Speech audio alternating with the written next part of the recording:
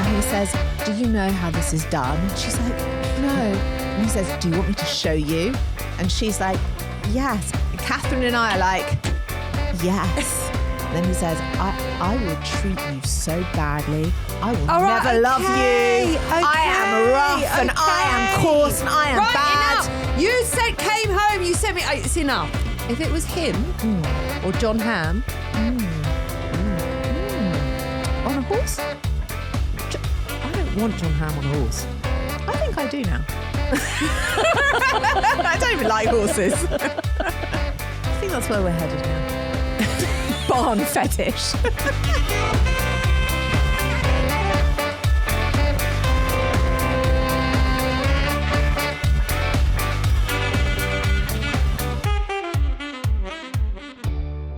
Hello everyone, welcome to 40ish. I'm Nicole Goodman. And I'm Lauren Mishcon. This is the podcast where we tackle 40-something life, diving into midlife news, stories, dilemmas, rants, mess, challenges. All of it. Delights. All of it. All of the rubbish and the stuff that we deal with in midlife, we talk about it right here, one rant, crisis and or meltdown at a time. Now, you can subscribe on Apple Podcasts for early access, ad-free listening across this show and Self-Care Club, and bonus content you won't get anywhere else. And you can watch the video of this show every week on Spotify and YouTube, or you can listen on any other podcast platform. And if you have anything to share with us, big or small or medium size, we want to hear. Please email us at hello@40ish.co.uk or DM us on Instagram. Be in touch, be part of the conversation. I think we need to talk about what happened yesterday. Let's talk about it. It stayed with me for all the wrong reasons. Yeah. Lauren and I had some work to do. So we decided to, because I was away a couple of days for, it's irrelevant, the details. Anyway, we were getting together on a Sunday and we needed somewhere that wasn't my house or Lauren's house because there's children and chaos. And laundry. Yeah. And clearing up and dishwashers and shit like that that we just can't seem to rid ourselves of. So we needed to be out. It was like torrential rain yesterday. It was like Noah's Ark vibes. Oh, it was the end of the world. It was like a fucking apocalypse had hit London yesterday. Terrible. The weather was so bad. So we decided to meet in a shopping centre, Brent Cross to be exact. And Lauren said, let's go to John Lewis. I think you were thinking of Phoenix. I wasn't. I think you were. Cause I wasn't, because I thought that Phoenix might be a bit triggering for you because it's when you had your perimenopausal meltdown. So I thought I don't want to do Phoenix because it might like trigger you back to a bad day. So we'll do the John Lewis Cafe because nothing ever goes wrong in John Lewis. Right, let me tell you something about the Phoenix meltdown that I had because it's not triggering for me. Okay. Because actually it was a moment of, you know, in like, is it a breakdown? Is it a breakthrough? Like what's happening here? It was. It didn't feel much like a breakthrough on the day. It was though. Was it? That basically what happened was that I wasn't feeling very well that day all day, and I was still working hairdressing, and we were still doing the show, and we just got the book deal, and we were very, very busy. Yeah. And I just wasn't coping that well with everything. Turns out I was in perimenopause, but I had no idea. I didn't even know what perimenopause was then. God, what a different... They were the good old days, weren't what they? a different person I was. Anyway, and one afternoon I had to go to Phoenix to get something. What was I even doing in Phoenix? I don't buy anything in Phoenix. I don't know. What the fuck was I getting in Phoenix? No idea. Upstairs, 3rd floor. What the fuck? A card, maybe? Why would I go for a card in Phoenix? I don't know. Anyway, I was walking around the Phoenix furniture department. I certainly wasn't buying a couch.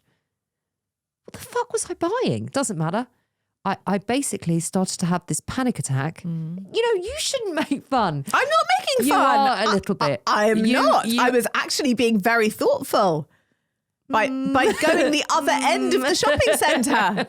Anyway, I had this meltdown / panic attack. Yeah. Proper panic attack. Yeah. In the Phoenix furniture department, and I sat down and I couldn't breathe. Yeah. And I called my sister and she had to do breathing exercises with me to calm me down. And then I sat there for another 3 hours until Adam came to pick me up. Mm-hmm. Did he come to pick me up? Someone must have come to pick me up because I don't think I could have driven. I don't know. It was a moment.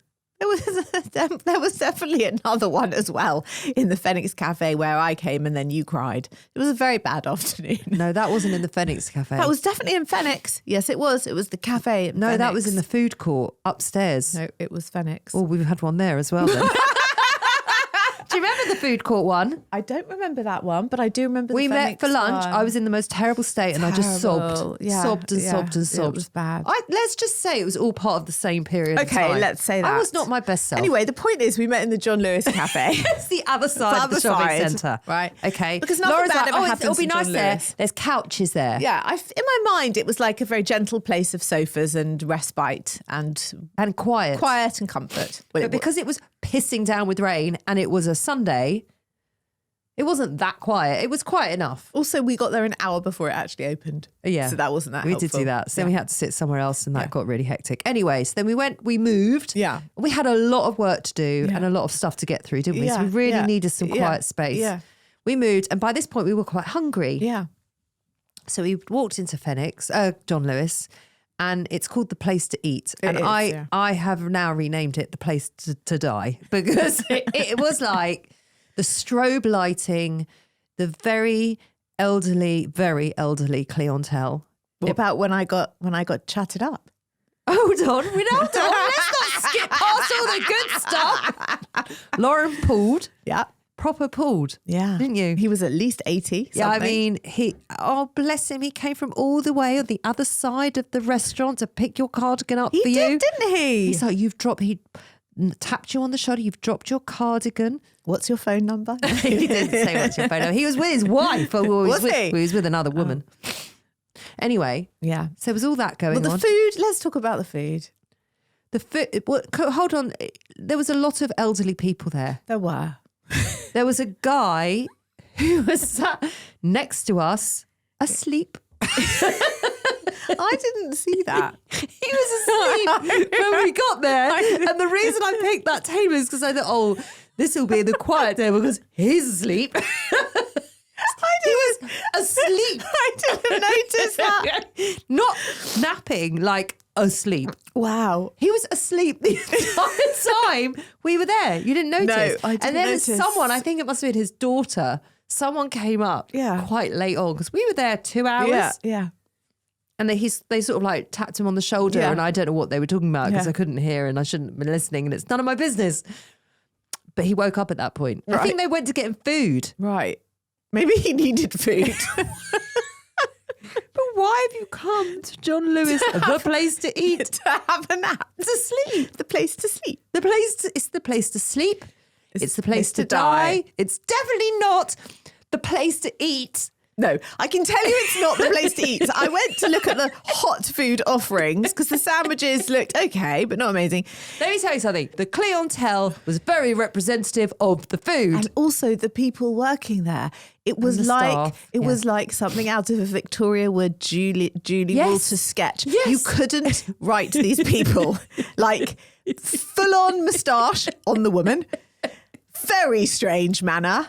Very, very, very strange. Very friendly, people. though. Yeah. So I went up to order lunch. I got us some toasted sandwiches. I had ham and cheese toasty, and Nicole wanted a tuna toasty, but she didn't want the cheese. It was a tuna I and don't cheese eat cheese. toasty. Yeah. So she said, "Can I just not have no cheese, but can I have tomato?" So I said to the woman, "Can I have one ham and cheese toasty, please, with the side salad, and one tuna toasty, but without the cheese?" No. I said, "Sorry." She went, "No. You have to have the cheese. I can put it on the side of the plate, but because of the calorie count, you have to have the cheese." I said, "Okay, that's fine. Just put the cheese on the side." It's because of the calorie count. I was like, "Okay, I don't know what about the calorie count." Did you even ask about the tomato? Yeah, I asked, "Can I have some tomato in it?" No. No. It was just, and I thought she was joking with me. You know how like you're in a cafe and somebody Yeah, like, yeah. "No, you can't." And she was like, Yeah. "No." Yeah. There was no sense of humour. It was like, just no, you can't have that. So these sandwiches arrive. So Lauren comes up with the tray. Like, I'm really hungry at this point. It was the most sorry looking sandwich I have ever seen in my life. And then there was a side plate of said cheese with a lot of tuna attached to one side. Smeared tuna. Cheese.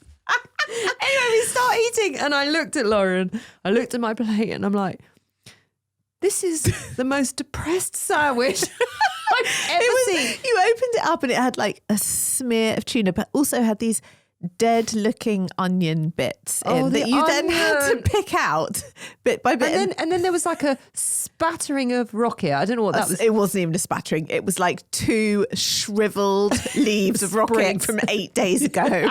And you were like, I like the rocket component. There was no rocket. And then the salad was 1.5 slices of tomato and then maybe a teaspoon of lettuce. That was the salad. It wasn't great. It wasn't delicious. And then one of the staff members, the woman we were just talking about, came over and said, is everything all right, ladies? And Lauren said, do you know, it's not really. She said, are you enjoying your sandwiches? I was like, not really. They're a bit sad. And she goes, yeah, they are, but what are you going to do? And walked off. Meanwhile, the guy next to us still asleep. Still asleep. Lauren's pulled. You know, it wasn't Nobu, was it? Bloody hell. We didn't even bother having a coffee, did we? No. God, no. I mean, why was he asleep? Why? I don't know. You know why? Because the daughter's taken him out. This is what I reckon's happened. Yeah. The daughter's taken him out. She had things to do. She's like, you sit there. Dad, stay in the cafe. Yeah. I'll do my shopping. I'll come and have lunch with you later. Yeah. And he's like, I'll have a nap then. Yeah. Do you know what though? Now I know if I do feel tired, if I'm shopping in Brent Cross, where to go for a safe nap. I don't think I will ever go to the place to eat ever again. That's such a shame because I've actually booked it for your 50th. Have you hired the whole Yes. place? Oh, that's amazing. Thank you staff, so much. With the staff. And I want the same sandwich, please, You can have without it. the rocket. There was no fucking rocket.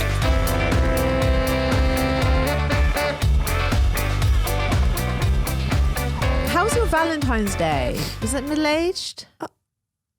My Valentine's Day? Yeah. You don't even want to know about my Valentine's Day. Oh, do I not? No. Okay. Was it? Was it very romantic? Yeah. Was it? Yeah. Oh, that's cute. I was at the Four Seasons. Oh yeah, so Yeah. you went away for the weekend. Went away for the weekend, Yeah. stayed in the most beautiful country house. We went on a long walk and we had a beautiful breakfast and we had this gorgeous suite because Adam had done a load of work there. So they gave him this suite. We had champagne, we had flowers, we had like messages on the mirror. I can't even tell you. Messages on the mirror? Yeah. Saying what? We're watching you. Messages on the mirror. What, in lipstick? Yeah. I don't know about What? lipstick. Oh, that's a bit weird. What did it say? Happy Valentine's Day? It said happy birthday, Nicole. Oh, that's cute. Yeah, it was sweet because my birthday's about 4 days before. That's cute. Everywhere I went, happy birthday, Mrs. Goodman. Happy birthday, Mrs. Everywhere I went. To the doorman, to the waiter, to the people in the spa. Hello, Mrs. Goodman. Happy birthday, Mrs. Goodman. They must have pictures. But I haven't taken a photo. They must know you from TikTok. Oh, shut up. God for fucking bid. How do they know? don't know. Literally, the doorman to the guy that parks your car to the waiter in the restaurant, all the departments knew my name. I mean, it's nice and also mildly creepy. It was unbelievable. To the barman, I mean, everywhere. They They knew. was it like being Madonna? Did you feel like Madonna? You know, I didn't. I really didn't feel like Madonna. Why not? Do you think that's how she feels every day? Hi, Madonna. How are you, Madonna? Happy Yeah. birthday, Madonna. Yeah. Do I think that's how she feels every day? No, I would imagine she feels a lot more important. I don't know. I don't know. I couldn't guess how Madonna feels on a daily basis. Me neither. I mean, it was lovely. Lovely. Yeah. Well, I spent Valentine's Day visiting other people whose birthdays it was on Valentine's Day. Your sister-in-law. And my friend, they both have birthdays on Valentine's Day. Do they? Yeah. So there was a lot of cake and tea and celebrating. And Ollie spent it at the David Lloyd. I saw Ollie Yes. later that afternoon. Yes. At said David Lloyd. Yes, he was there for most of Valentine's Day, Right, having a very romantic time on the tennis court. I did actually make a joke about that. You know, like on Valentine's Day when men say, I'll cook, like I'll cook and it'll be romantic. But it's not romantic. But why isn't it romantic when I cook 364 other days of the year? Why is that not romantic? But he didn't cook. No, he actually didn't cook. But if he was going to cook, why is that romantic? Why It's do not people romantic. consider that it's romantic? an annoyance because all they do is just use every piece of crockery and cutlery and utensil in the kitchen. Yeah. And then they don't clear it up properly. So that's not romance. But what is that That's societal a ball thing ache. of like, it'll be really romantic, I'll cook tonight. I cook no one on Tuesday says, oh, you've been so romantic cooking dinner tonight. No one ever says that to women. What's that about? I don't like that. We've got feedback. Dearest and most dangerous Lauren. Oh, I've never been called dangerous before. Never. What's the most dangerous thing I do? Have a coffee at 4 o'clock. That's the most That's quite dangerous. thing I do. Well, Okay. what's the most dangerous thing I do? I don't know. Lift shit. It's not dangerous. It is if you drop it. Well, I'm not going to drop it. I don't do anything dangerous. I don't want to do anything dangerous. I don't either. I am thankfully writing to you from sunny Australia, feeling quite grateful that I'm still breathing this evening. Oh. I love listening to 40ish. Happy birthday, Nicole. There you go. See? She knows. She knows as well. Oh, I do feel like Madonna. On my drive home from work, and have often wondered what people in other cars think when they see me smiling or laughing on my own in the car. That's so cute. Well, today it almost came to a tragic end. I was stuck in traffic, enjoying a takeaway Earl Grey and listening to my favourite podcast, I think she means ours, when Lauren started talking about her Skims experience. I started to laugh. By the time she said nunny, I had tears streaming down my face and I couldn't see the road. I tried to calm myself with tea, but then she explained the function or lack thereof, said underwear, and I choked on my tea. Then the old man in the car next to me beeped me at the lights, rolled down his window to check that I wasn't dying. Not wanting to be rude, I rolled down mine to tell him I was okay, but then I realised now all he could hear was all the nunny talk coming from my car. He looked confused, concerned, and a bit scared. Despite the fact that I almost choked on tea and died, his face just made me laugh even harder. All I wanted to do was put my foot down and tear off, but sadly we were still crawling in peak hour. Lauren, I've decided if you've got any more stories like that, you should begin with a not whilst driving warning. Oh, we need a disclaimer. Trigger warning. Yeah. Right. You both make the world a brighter, funnier and more dangerous place. Oh, we're both dangerous now. Thanks for being you, Michelle. Oh, Michelle. Thank What you. a lovely message. email. I'm sorry about the choking.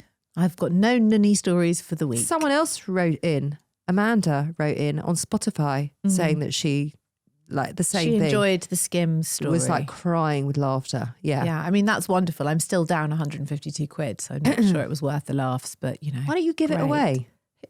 Who? What, as a listener giveaway?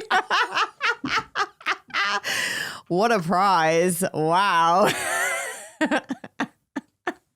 Whom are you suggesting I give it away to? I don't know. Someone that needs a Skims bodysuit. Someone might want it. If you need a Skims bodysuit. We could put it in a raffle. Oh, fucking. We could put it in a raffle. Have you still got the packaging? Yeah. Don't wash it. Oh my. You can put it on OnlyFans. Oh my God. With the piece of audio. That's what you should do. I bet you make a killing, especially that bloke in The Place to Eat. He'd like it. I don't think the man in the Place to Eat is on OnlyFans. You don't know. He's probably only just navigating Facebook. Maybe he recognised you from TikTok. I think that's very unlikely. I think anyone that eats in The Place to Eat in Yeah. John Lewis has not heard of TikTok. No. No. They're too busy asleep. Bless them. Oh, bloke, you didn't even notice him. No, I Sat on his own asleep. did not notice. Asleep. I'm glad he was just asleep and not dead. Because that Do could you know what? It also didn't even happen occur that- to me that he was dead. And also, it didn't even occur to me to like check he was okay and to think twice about the fact that he was asleep at lunchtime next to us at a table. At least you noticed. You didn't even notice. That's how in keeping it was with the general vibe. We're never going there again. Okay? We are never, ever going there ever again. We are too vibrant for the place to eat. And if I ever want to feel really depressed, that's where I'm going to go. Or flip side of that, where you want to go to feel young, attractive and alive. I didn't feel any of those things in the place to die, the place to sleep, the place to eat. John Lewis, seriously. Oh, they could raise You just put Topshop in there. They could raise their cafe game. You cannot have a Topshop concession suddenly has just appeared in. Have you seen it in John Lewis? Yeah. And all the top makeup brands, and then have that as a cafe. It doesn't fit the brand. The one in Sloane Square is much nicer and much trendier. I think the Brent Cross one hasn't quite caught up. Oh my God. It's like the M&S cafe in Watford. I've never You've been there. No. It's not a destination venue for me. Should I go? Should I make a reservation this Saturday night? For my birthday, perhaps. You don't need to be snobby about it. Listen, I fucking love an M&S anything. Exactly. Yeah. Is it good? No, it isn't. Oh, That's the good. point of it. It isn't. I haven't been there for a long time. I used to go with the girls when they were very little. Yeah. So, I mean, it might have improved. Anyway, should we go to a dilemma? Yeah.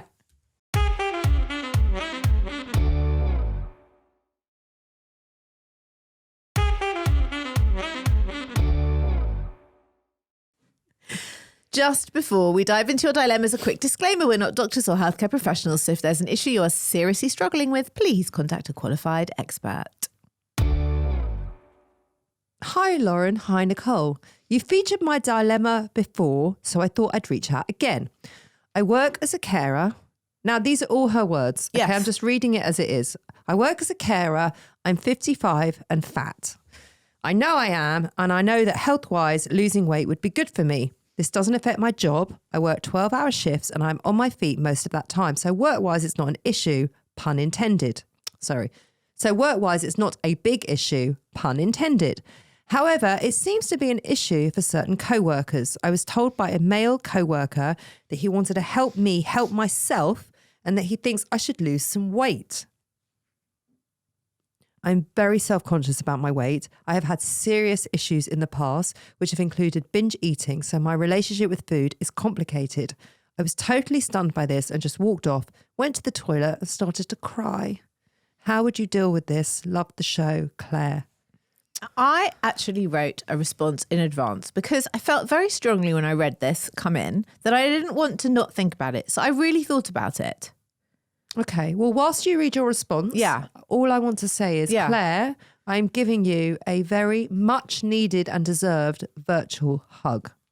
So my arms are around you whilst Lauren gives you her response. This is what I felt. First of all, I'm really sorry that happened to you because that is a horrible thing to happen to anybody anywhere. Inappropriate. Secondly, you are working 12-hour shifts. You are physically active all day. You are caring for vulnerable people and you are clearly self-aware. Yep. Right. Weight loss might be something that you choose for your health one day or not choose. But the decision belongs to you and maybe your doctor, but it does not belong to Dave from the night shift. No. Right? It is not his business. Fuck Dave. And given your history with eating disorders, shaming you and pointing out what is bloody obvious to you is not going to be a motivator and is not going to help you. So unless you asked for his input or your weight directly affects your patient's safety or your work, which you're saying it doesn't, it is not his place to comment on your body. And it is not anyone's place to comment on anybody's body, right? So I think there are three things you can do about this. I don't know if you agree with me, but I think either you can address it directly with him and you can say that. It is not your place to comment on my body. I didn't appreciate that. I found it very upsetting and inappropriate. You can tell your manager, this happened to me and this is how I feel about it. Or you can do nothing. Yep. I agree with those three things. I think it is again, her decision in how she chooses to deal with it. My advice would be, because that is what she's asking for, how would I want to deal with it? They are different to how I think I would deal with it. I don't know. I haven't been put in that position. Yeah. So I understand it's complicated. I understand it's very shaming. I understand there is so much that goes into that. So here is how I would like to deal with it. I would address it with him because I wouldn't want him to think that it's appropriate to speak to me that way. And I don't want to allow him to speak to me that way again. So addressing it would mean setting a boundary around it so it doesn't happen again. And I would say exactly what you said. It's not appropriate for you to talk to me like that. I was very upset by how you spoke to me, and it was a complete overstep. It's not your place, and it will never be your place. So know that in future. I would definitely want to do that. And if you can't do it face to face, because that's a hard conversation to have, I would either text it to him or email it to him. And emailing it might be preferential because it's then in writing. Yeah. I would also report it. You would? I would 100% report it, because you can't speak to your co-workers like that. It's just not appropriate. What would you do? What do you think you would do? There's no way that he thinks that she's not aware that she's fat. He's not even thinking about her. All he's done is think about how he feels about her weight, which he shouldn't have any fucking opinion on anyway.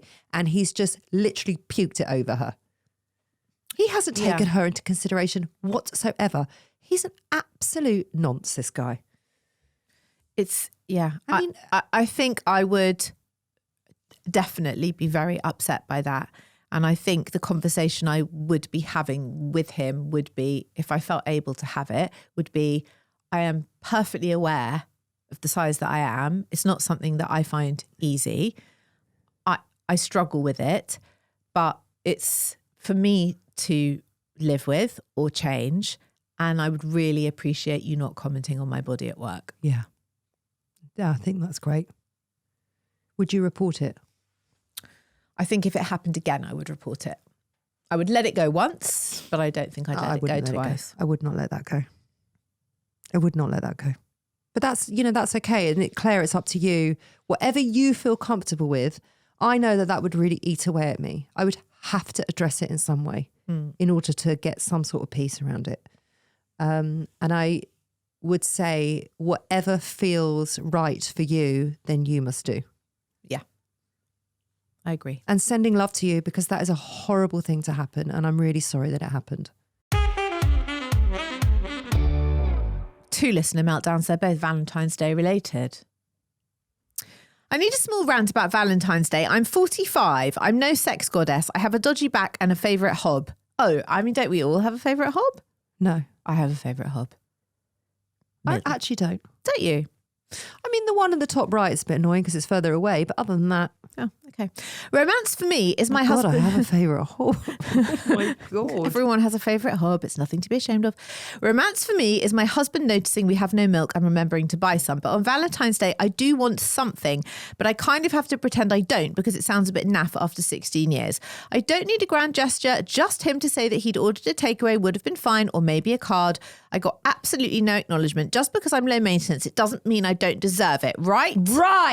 Right. I mean, we do cards on Valentine's Day. We don't make a whole song and dance about it because it's all a bit silly, but we always give each other a card on Valentine's Day. Sweet, we do. Yeah. It's very sweet. We always do, and we always anonymise it so that we don't know who sent it to the other one.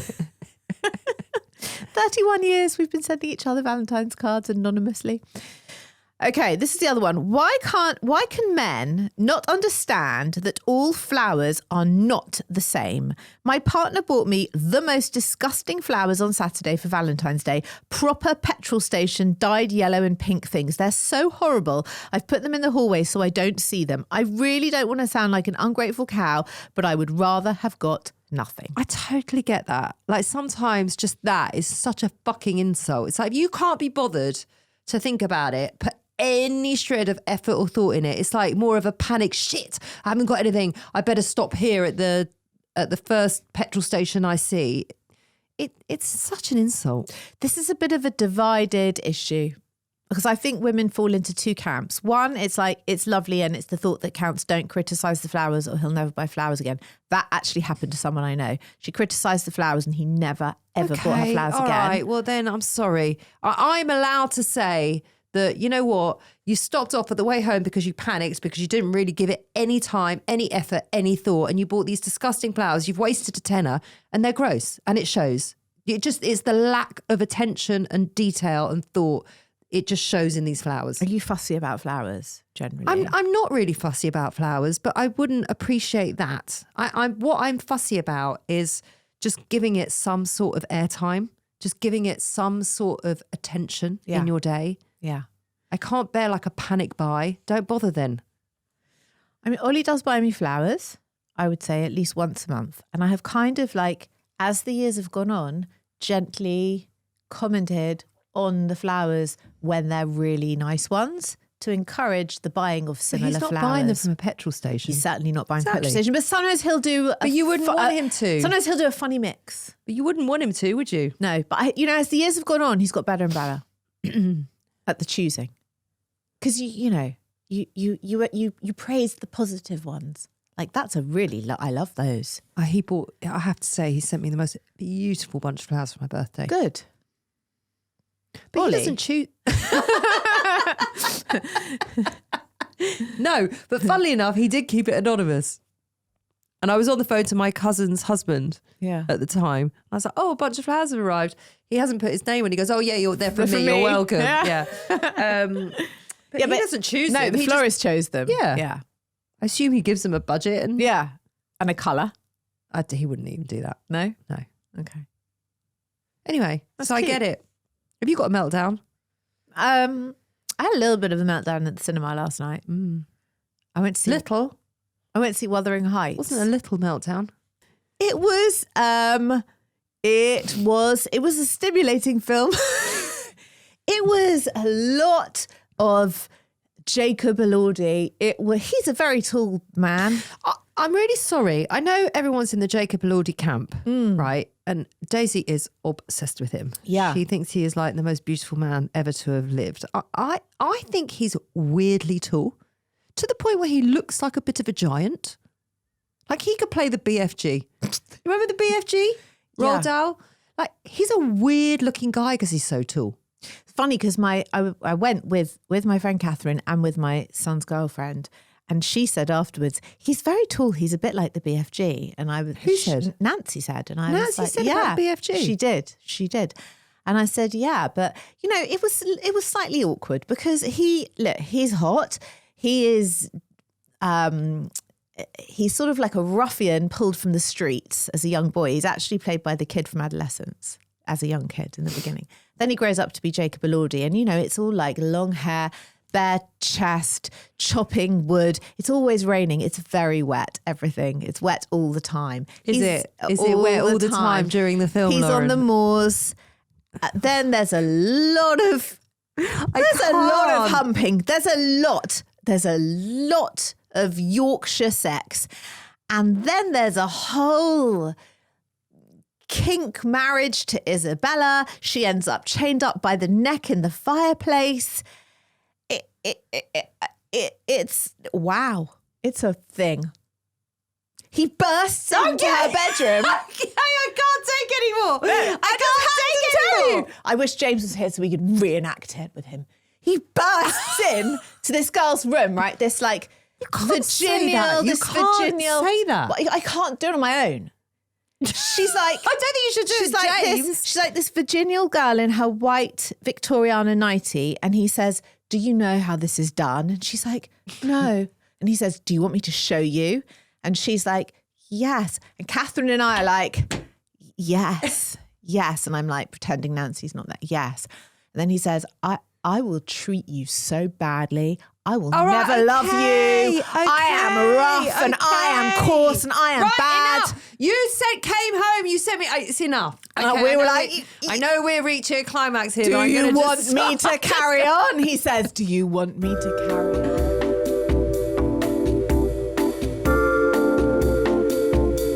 Yes. Yes. Yes. Just let me know when you're done. I don't know. I mean, this girl's basically trapped with him for 2 weeks in this filthy shack on the floor. And I said to Catherine, you know what? It's not the Hilton, but 2 weeks I could cope. She was like, it's very dirty in there. I was like, yeah, but you know. And it's a bit awkward because I've got my son's girlfriend on one side who's perving over Jacob Elordi. I've got me perving over him. I've got Catherine perving over him. It's all inappropriate. We're too old for him. She's too young for him. It's a whole inappropriate vibe going on there. But we didn't enjoy it any the less because of that. Anyway, you then came home and texted all this to me. So I've already heard it all. I You ate were a lot all of pent sugar. up. And I basically said to you, why don't you get off the phone to me? It was like 11:30 at night. Why don't you stop texting me and go and concentrate on your husband? He wasn't in. And then there was wasn't like home. there was like typing, Yeah. and then the typing stopped. I thought, maybe she's taken my advice. And then I just didn't hear anything from you. Yeah. So I'll assume that, did he come home? Eventually, yeah. Oh, right. Yeah. Did you like put the energy somewhere useful, or I was texting me? Absolutely exhausted by that point. Exhausted. And I'd had a lot. Jacob Elordi is exhausted. And I had had a lot of sugar.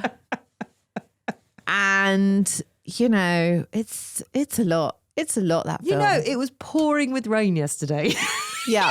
You and Ollie, you live by the woods. You're right, we do. You could have just gone in the woods. I mean, at one point when he was on horseback, could have given him a wig. there was one scene where he's on horseback riding this big black mare through the Yorkshire moors, and his white shirt is all wet and open with this big hairy chest, and his long hair is flying riding through the moors, galloping on. And Catherine turned to me and she went, do you know, he really reminds me of my husband. You know, oh, how we laughed. Oh, how we laughed. There's something about a large, wet man on a horse. Listen, go see it. Okay, Go see it. every time I go to speak, you then give us another whole scene. Anything else? Are we done? Okay, we're done. Yeah, we're done. We're done with Jacob Elordi. We get it. Yeah. We hear it. Yeah. I mean, I'm very happy that you are as excited about Wuthering Heights as you are. Being a menopausal woman, make of that what you will. I'm very pleased for you. This is good. This is good for you. Do you think? I do. I do think you need to put it somewhere, though. I think Heathcliff has... Not with James. FYI. Heathcliff has ignited us. Because I think it's lucky that James isn't here at this point. Poor James. James would not know what to do with himself. James would not be happy about that. Heathcliff ignited a spark. There'd be an HR issue. Yeah, there would be an HR issue. We'd never be allowed to record here again. It would be terrible. It would be terrible. What would we do? I'd be fucked off with you because you'd ruined a good thing. It could be terrible. Terrible. And he doesn't even look like Jacob Elordi.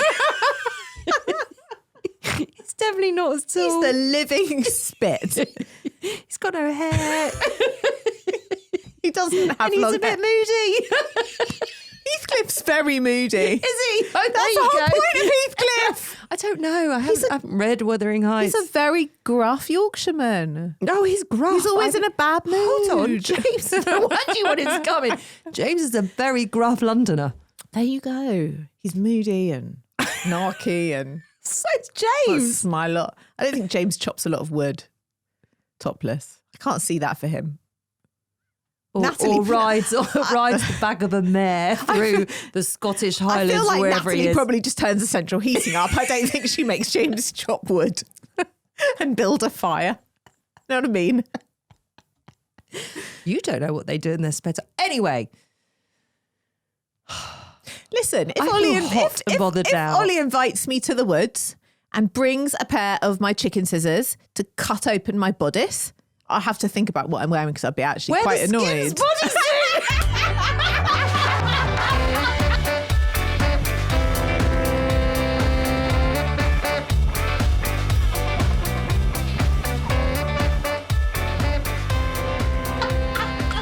Well, it is easy access. I wouldn't even have to take it off. It's finally found a purpose. You can just slice it up the front front with my chicken scissors and I'll be happy as anything. Oh my God, I'm exhausted. I am also exhausted. We need to go. I can't. I don't even know if I'm see- safe to watch Wuthering Heights You now. have to watch it. I can't watch it post-op, can I? That'd be No. a nightmare. It would be very tricky. Yeah. Watch it when you're well recovered. Thank you. I will. Okay. Are we going now? I think I'm we're very going. hot and bothered, and Yeah. I hope James Wow, doesn't come in. welcome to my life. Okay. We are. What are we doing? Where are we? Who am I? We are going to be back. Yeah. We'll stop perving over Jacob Elordi. I'm not even perving over him. You will be. I don't even find him hot. You will. I didn't find him hot as Saltburn. Oh no, this is a whole other game. This is a whole other I've game. never found him hot particularly. He's too tall. He's weirdly tall. He is a weirdly tall man. Okay. Everything's too big. Tall.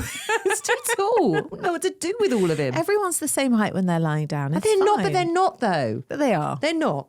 Listen, they seem to have no trouble. Him and Margot Robbie, no trouble at all. Let me tell you something. If it was him or John Hamm, On a horse? I don't want John Hamm on a horse. I think I do now. I don't even like horses. John Hamm on a horse. I'm sorry, I don't think that's right with this dad bod. It's not going to work, That is, you know what? That's a tough call. isn't it? Yeah. John Hamm just needs to be John Hamm. What about John Hamm as Heathcliff? I don't think the wig would suit him. He's not a long-haired guy. Also, he's very clean. Heathcliff's very, very dirty. Catherine was like, I can smell that guy's hair from here. I know. He's John Hamm he's is- clean. Friends and Neighbours is back for another Is season. it? Yep.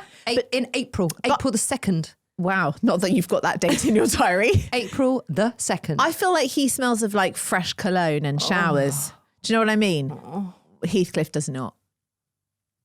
John Hamm in the morning show definitely wears Creed.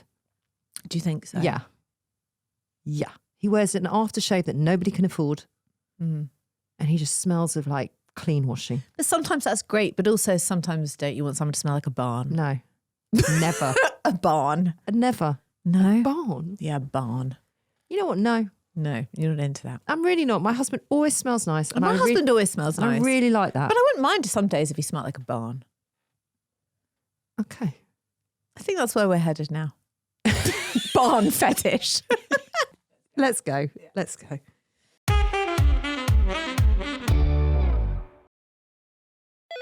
LifeLock, how can I help? The IRS said I filed my return. But I haven't. 1 in 4 tax-paying Americans has paid the price of identity fraud. What do I do? My refund, though. I'm freaking out. Don't worry, I can fix this. LifeLock fixes identity theft guaranteed and gets your money back with up to $3 million in coverage. I'm so relieved. No problem. I'll be with you every step of the way. 1 in 4 was a fraud-paying American.